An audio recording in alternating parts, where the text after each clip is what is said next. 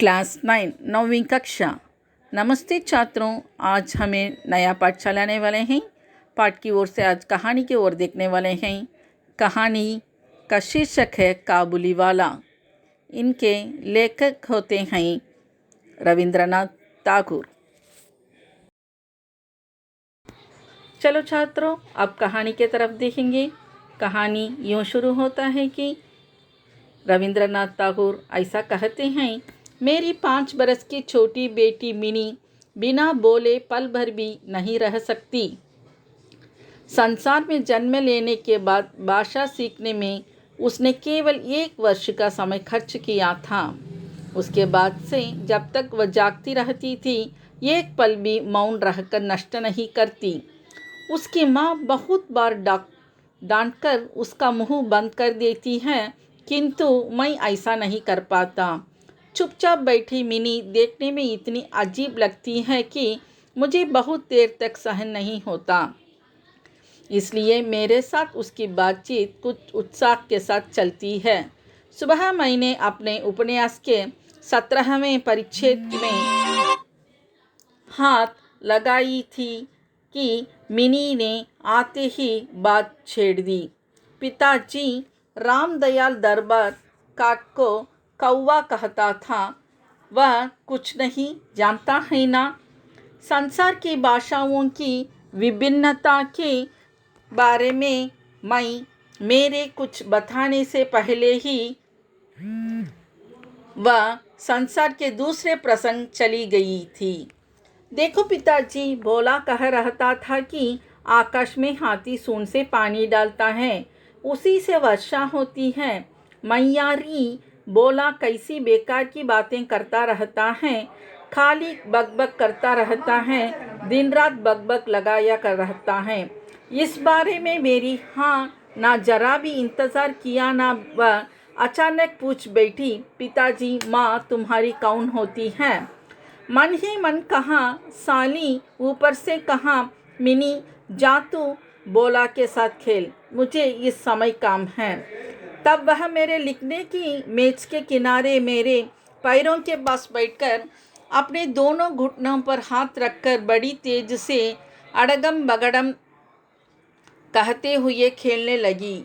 मेरी 17वें परिच्छेद में उस समय प्रताप सिंह कांचनमाला को लेकर अंधेरी रात में कारागर के उच्च वातायन के नीचे बहती नदी के जल में कूद रहे थे। मेरा कमरा सड़क के किनारे था। सहसा मिनी अगड़म बगड़म का खेल छोड़कर जंगले की तरफ भागी और जोर जोर से पुकारने लगी, काबुली वाला, वो काबुली वाला। मैले से ढीले ढाले कपड़े पहने, सिर पर पगड़ी बांधे, पीठ पर झोली लिए, हाथों में अंगूरों के 2-4 बक्स लिए एक लंबा काबुली वाला सड़क पर धीरे धीरे जा रहा था। उसे देखकर मेरी कन्या रत्न के मन में कैसी भाव उठे कहना कठिन है। उसने उसका ऊंची आवाज़ में बुलाना शुरू कर दिया। मैंने सोचा, बस अब पीठ पर झोली लिए एक आफत आ खड़ी होगी। मेरा 17वें परिच्छेद अब पूरा नहीं हो सकता। किंतु मिनी की चीख पर ज्यों ही काबुली वाला ने हंसकर फेरा और मेरे घर की ओर आने लगा, क्यों ही वह झपट कर अनंतपुर में भाग गई।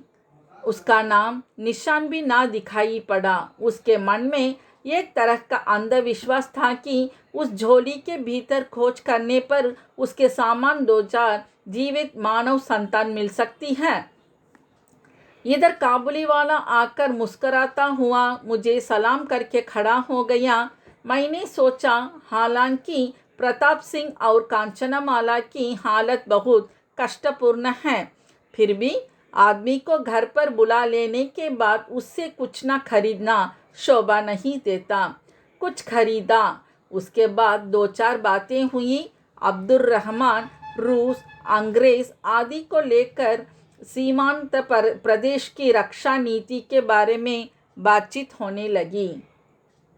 अंत में उठकर चलते समय उसने पूछा, बाबू तुम्हारी लड़की कहाँ है, कहाँ गई? मैंने मिनी के बये को जड़ से ख़त्म कर देने के नीयत से उसे भीतर से बुलवा लिया। वह मेरी देह से सटकर काबुली के चेहरे और झोली की तरफ संदिग्ध दृष्टि से देखती रही। काबुली उसे झोली से किशमिश खुबानी निकाल कर देने लगा, पर वह लेने की किसी तरह राजी नहीं हुई। दुगुने संदेह से मेरे घुटने से सटकर रह गई। पहला परिचय इस प्रकार पूरा हुआ। कुछ दिन बाद एक दिन सवेरे किसी काम से घर से बाहर जाते समय देखा, मेरा भी दरवाजे के पास बेंच के ऊपर बैठकर अनर्गल बातें कर रही हैं और काबुली वाला उसके पैरों के पास बैठा मुस्कुराता हुआ सुन रहा है और बीच बीच में प्रसंग के अनुसार अपना मंतव्य भी मिली-जुली बंगाली में व्यक्त कर रहा है। मिनी को अपने पंचवर्षीय जीवन की अभिज्ञता में पिता के अलावा ऐसे धैर्यवान श्रोता कभी नहीं मिला था। मैंने ये भी देखा कि उसका छोटा आंचल बादाम किशमिश से भरा था। मैंने काबुली वाले से कहा, उसे यह सब क्यों दिया, अब फिर मत देना। और मैंने जेब से एक अठन्नी निकालकर उसको दे दी। बिना संकोच के अठन्नी लेकर उसने झोली में रख ली। घर लौटकर देखा, उसको अठन्नी को लेकर पूरा झगड़ा मंचा रहा है। मिनी की माँ सफ़ेद चमचमाती हुई गोलाकार वस्तु लेकर कड़े स्वर में मिनी से पूछ रही थी, तुझे ये अठन्नी कहाँ मिली? मिनी कह रही थी, काबुली वाला ने दी है।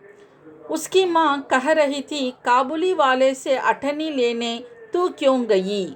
मिनी ने रोने की तैयारी करते हुए कहा, मैंने मांगी, थोड़े ही दी, उसने स्वयं दी। मैंने आकर उस विपत्ति से मिनी को बचाया और उसे बाहर ले गया। पता लगा काबुली वाले के साथ मिनी की यह दूसरी मुलाकात है। ऐसी नहीं है, इस बीच में उसने प्राय रोजाना ही आकर घूस पिस्ता बादाम देकर मिनी के नन्हे शुद्ध हृदय पर बहुत कुछ अधिकार कर लिया है। मालूम हुआ उन दो मित्रों में कुछ बंधी हुई बातें और परिहास प्रचलित हैं।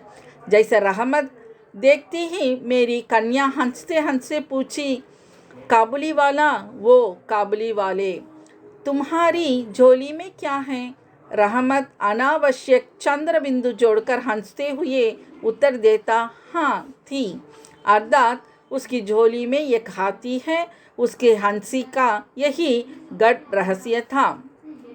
यह रहस्य बहुत ज़्यादा गूढ़ था कि यह तो नहीं कहा जा सकता, किंतु इस प्रयास से दोनों ही काफ़ी विनोद का अनुभव करते रहते और शरद काल के प्रभात में एक वयस्क और एक शिशु का सरल हास्य देखकर मुझे भी अच्छा लगता।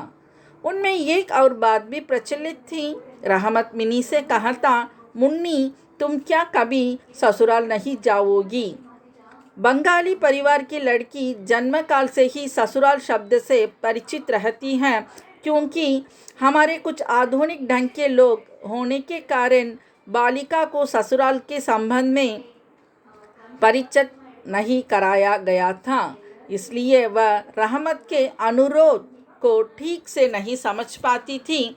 फिर भी प्रश्न का कुछ न कुछ उत्तर दिए बिना चुप रह जाना उसके स्वभाव के बिल्कुल विपरीत था।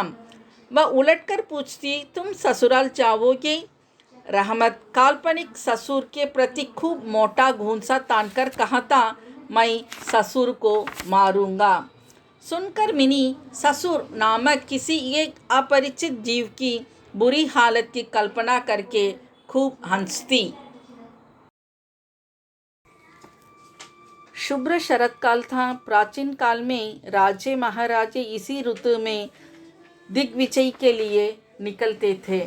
मैं कलकत्ता छोड़कर कभी नहीं गई था, किंतु इसी से मेरा मन पृथ्वी भर में चक्कर काटता था और फिरता है। मैं मानो अपने घर के कोने में चिरप्रवासी हूँ। बाहर के संसार के लिए मेरा मन सदा विकल रहा था। विदेश का कोई नाम सुनते ही मेरा मन दौड़ पड़ता है। उसी प्रकार विदेशी व्यक्ति को देखते ही नदी, पर्वत, जंगल के बीच कुटी का दृश्य मन में उगाता है और एक उल्लासपूर्ण स्वाधीन जीवन यात्रा की बात कल्पना में साकार हो उठती है। दूसरी ओर मैं ऐसा भी हूँ कि अपना कोना छोड़कर बाहर निकलते ही सिर पर वज्रघात हो जाता है। इसलिए सुबह अपने छोटे कमरे में मैं मेज के सामने बैठकर इसी काबुली वाले के साथ बातचीत करके घूमने फिरने का मेरा काफ़ी काम हो जाता। दोनों ओर मनोहारी ऊंचे ऊंचे पहाड़, बीच में पतला सा रास्ता, लाइन में चलते बार से लदे ऊंट, साफा बांधते व्यापारिक राहगीरों में कोई ऊंट पर, कोई पैदल, किसी के हाथ में वल्लभ, किसी के हाथ में पुरानी चाल की चकमक छड़ी बंदूक। काबुली धीमे स्वर में टूटी फूटी बंगला में अपने देश की बातें कहता और मेरी आंखों के सामने उसकी तस्वीर आ जाती। मिनी की माँ बड़े शंकालु स्वभाव की महिला थी। रास्ते में कोई आवाज़ सुनते ही उन्हें लगता दुनिया के सारे पियक्कड़ उन्हीं के घर को निशाना बनाकर दौड़ चले आ रहे हैं। यह पृथ्वी सर्वत्र चोर, डकैत, शराबी, सांप, बाघ, मलेरिया, तिलचट्टी और गौरों से परिपूर्ण है। इतने दिन धरती पर वास करने पर भी यह डर उनके मन से दूर नहीं हुआ था। रहमत काबुली वाले के बारे में वे पूरी तरह निर्भय नहीं थी। उस पर विशेष दृष्टि रखने के लिए उन्होंने मुझसे बार बार अनुरोध किया था। उनके संदेह को मेरे हंसकर उड़ा देने के प्रयत्न करने पर उन्होंने मुझसे एक एक करके कई प्रश्न पूछे। क्या कभी किसी के बच्चे चुराए नहीं जाते? काबुल देश में क्या दास प्रथा प्रचलित नहीं है? क्या ये भीमकाई काबुली के लिए एक छोटे से बच्चे को चुरा ले जाना नितांत असंभव है? मुझे मानना पड़ा बात असंभव हो ऐसा तो नहीं, किंतु अविश्वसनीय है। पर विश्वास करने की ताकत सब में बराबर नहीं होती। इसलिए मेरी पत्नी के मन में डर बना रहा है, किंतु मैं इस कारण निर्दोष रहमत को अपने घर आने से मना न कर सका। हर साल माघ के महीने के बीच बीच रहमत अपने देश चला जाता। उस समय वह अपना सारा उधार रुपया वसूल करने में बड़ा व्यस्त रहता। दूर दूर घूमना पड़ता, फिर भी वह मिनी को एक बार दर्शन दे जाता। देखने पर सचमुच ऐसा लगता मानो दोनों में कोई षड्यंत्र चल रहा हो। जिस दिन वह सवेरे न आ पाता, उस दिन देखता है कि शाम को आ पहुंचता है। अंधेरे में कमरे के कोने में ढीला ढाला कुर्ता पायजामा पहने झोला झोली वाले उस लंबे आदमी को देखने पर मन में सचमुच की अचानक एक आशंका उठने लगती। किंतु जब देखता कि मिनुई काबुली वाले, वो काबुली वाले कहती हंसती हुई दौड़ी चली आती एवं उन दो आसमान उम्र वाले मित्रों में पुराना सरल परिहास चलता रहता, तो हृदय प्रसन्नता से भर उठता है।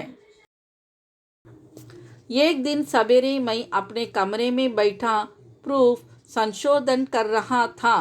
विदा होने के पहले आज 2-3 दिन से झाड़ा खूब कंपा रहा था।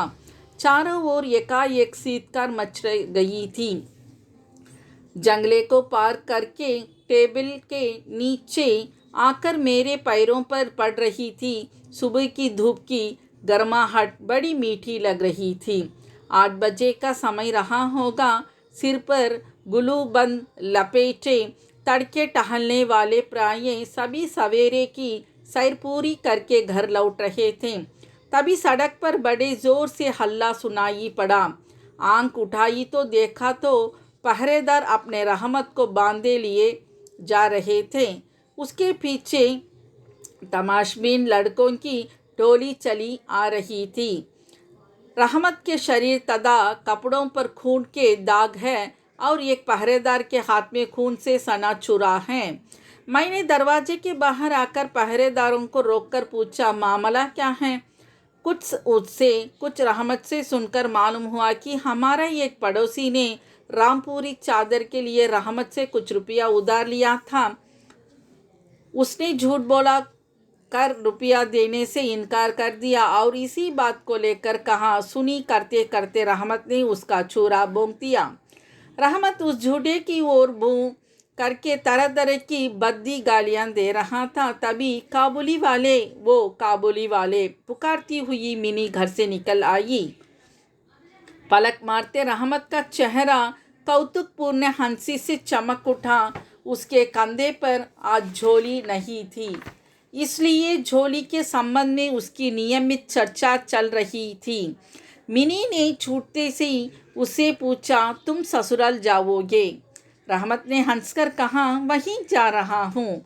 देखा उत्तर मिनी को विनोदपूर्ण नहीं लगा। तब वह अपने हाथ दिखाकर बोला, ससुर को मारता पर क्या करूँ, हाथ बंधे हैं। जानलेवा हमला करके अपराध में रहमत का कई वर्ष के जेल होना पड़ा। कई वर्ष बीत गए, जेल में ही बीते थे। उसकी बात करीब करीब भूल गया। हम जिस समय घर बैठकर सदा के समान नित्य नियमित काम एक के बाद एक दिन काट रहे थे, उस समय पर्वतों में आजादा घूमने वाले एक पुरुष जेल की चार दीवारी में किस तरह वर्ष बिता रहा था, यह बात हमारे मन में उठ भी थी। और चुलबुली मिनी का आचरण तो बहुत लज्जाजनक था, यह उसके पिता को भी मानना पड़ेगा। उसने बड़ी आसानी से अपने पुराने मित्रों को भूलकर पहले तो नवी साइस के साथ दोस्ती घांटी। बाद में धीरे धीरे जैसे जैसे उसकी उम्रें बढ़ने लगी, वैसे वैसा सखा के बदले एक एक करके सखियां जुड़ने लगी।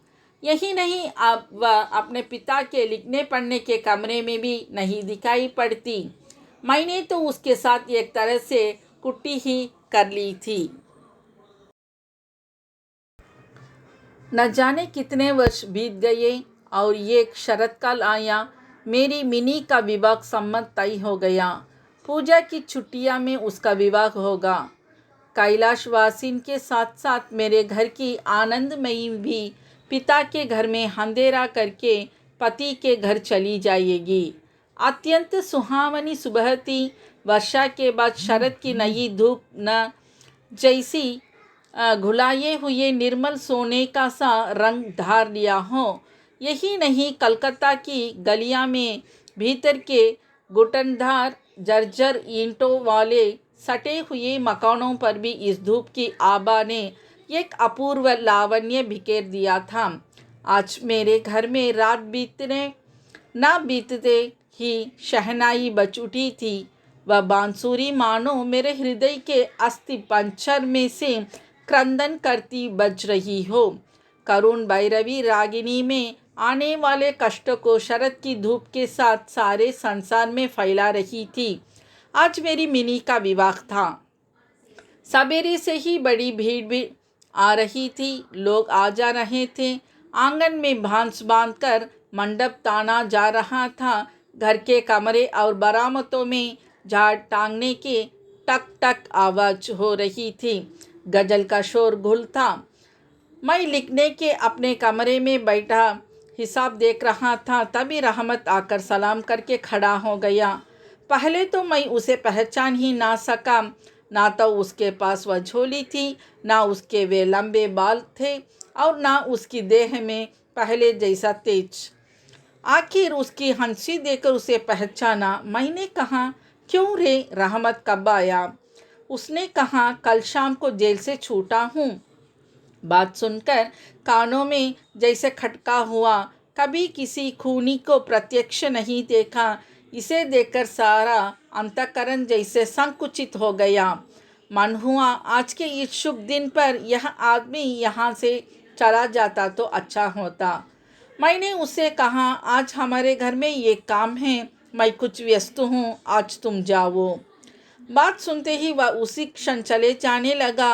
अंत में दरवाजे के पास पहुंचकर थोड़ा इधर उधर करके बोला, क्या एक बार मुन्नी को नहीं देख सकूंगा?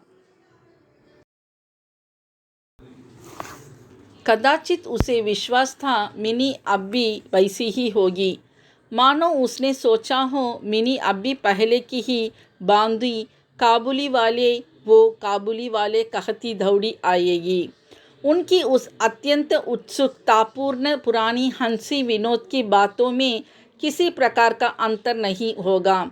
यही नहीं, पुरानी मित्रता का स्मरण करके वह शायद अपने देश वाले किसी दोस्त से मांग जांच कर एक डिब्बे अंगूर और कागज़ में टोके में थोड़े से किशमिश बादाम जुटा लाया था। उसकी वह अपनी झोली अब नहीं थी। मैंने कहा, आज घर में काम है, आज और किसी से भेंट ना हो सकेगी। वह मानो कुछ दुखी हुआ। चुपचाप खड़े खड़े एक बार स्थिर दृष्टि से उसने मेरे मुख की ओर देखा, फिर सलाम बाबू कहकर दरवाजे के बाहर चला गया। मुझे अपने मन ने ना जाने कैसी एक व्यथा का अनुभव हुआ। सोच रहा था कि उसको वापस बुलवा लूं, तभी देखा कि वह स्वयं लौट चला आ रहा है। पास आकर बोला, ये अंगूर और थोड़े से किशमिश बादाम मुन्नी के लिए लाया था, दे दीजिएगा। उन्हें लेकर दाम देने के लिए मेरे तैयार होती ही उसने तुरंत मेरा हाथ कसकर पकड़ लिया। बोला, आपकी बड़ी कृपा है, मुझे सदा याद रहेगी। मुझे पैसा मत दीजिए बाबू, जिस तरह तुम्हारे एक लड़की है उसी तरह देश में मेरी भी एक लड़की है। मैं उसी का चेहरा याद करके तुम्हारे मुन्नी के लिए थोड़ी बहुत मेवा लेकर आया हूँ, सौदा करने नहीं। यह कहते हुए उसने अपने ढीले ढाले कुर्ते में हाथ डालकर कहीं छाती के पास से मैले कागज का एक टुकड़ा निकाला और बड़े यत्न से उसकी यह खोलकर दोनों हाथों से मेरी टेबल पर बिछा दिया। देखा, कागज पर किसी नन्हे हाथ की छाप थी, फोटोग्राफ नहीं, तैलचित्र नहीं। हाथ में थोड़ी सी कालिक लगाकर कागज के ऊपर उसकी छाप ले ली गई थी। कन्या के स्मरण चिन्ह को छाती से लगाए रहमत हर साल कलकत्ता की सड़कों पर मेवा बेचने आता, मानो नन्हे बच्चे के उस सुकोमल हाथ का स्पर्श मात्र उसके विरही हृदय में अमृत का संचार करता रहता था। देखकर मेरी आंखें छलछला आई। वह एक काबुली मेवा वाला है और मैं एक संप्रांत वंशीय बंगाली। उस समय मैं भूल गया। उस समय मैंने समझा कि जो वह है वही मैं हूँ। वह भी पिता है, मैं भी पिता हूँ। उसकी पर्वत गृहवासिनी नन्ही पार्वती की उस हस्तचाप ने मुझे भी अपनी मिनी की याद दिला दी। मैंने उसी क्षण उसी भीतर से बुलाया। अंतःपुर में इस बात पर बहुत सी आपत्तियां की गई, किंतु मैंने उन पर कोई ध्यान न दिया। लाल चेली पहने, माथे पर चंदन लगाए वधू के वेश में मिनी लज्जा से भरी मेरे पास आकर खड़ी हो गई। उसको देखकर पहले तो काबुली वाला सकपका गया, अपना पुराना वार्तालाप नहीं जमा पाया। अंत में हंसकर बोला, मुन्नी तू ससुराल जाएगी। मिनी अब ससुराल का अर्थ समझती थी। इस समय वह पहले के समान उत्तर नहीं दे सकी। रहमत का प्रश्न सुनकर लज्जा से लाल होकर मुंह फेरकर खड़ी हो गई। जिस दिन काबुली वाले से मिनी की पहले भेंट हुई थी, मुझे उस दिन की बात याद आई। मन न जाने कैसा व्यथित हो उठा। मिनी के चले जाने के पर गहरी सांस लेकर रहमत जमीन पर बैठ गया। अचानक उसकी समझ में साफ आ गया, इस बीच उसकी पुत्री भी इस तरह ही बड़ी हो गई होगी। उसके साथ भी नया परिचय करना होगा। वह उसे बिल्कुल पहले जैसी नहीं मिलेगी। इन 8 वर्षों में उस पर क्या बीती होगी, यह भी भला कौन जानता है। सवेरे के समय शरदकालीन प्यारीन सूर्य की किरणों में शहनाई बजने लगी। रहमत कलकत्ता की किसी गली में बैठकर अफ़गानिस्तान के किसी मरु पर्वत का दृश्य देखने लगा। मैंने एक नोट निकालकर उसे दिया। कहा, रहमत, तुम अपनी लड़की के पास अपना देश लौट जाओ। तुम्हारा मिलन सुख मेरी मिनी का कल्याण करे।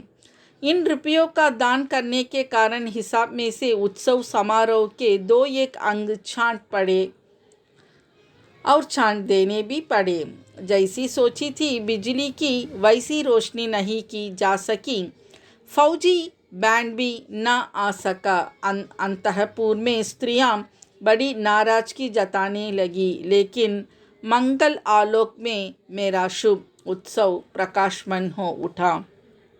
क्या छात्रों, समझ में आता है ये कहानी? बहुत अच्छी है ना? ध्यान से पढ़ लेना। जो इसमें दिया गया है क्वेश्चंस और सारांश को ध्यान से पढ़ के नोट में कॉपी कर लेना छात्रों। धन्यवाद।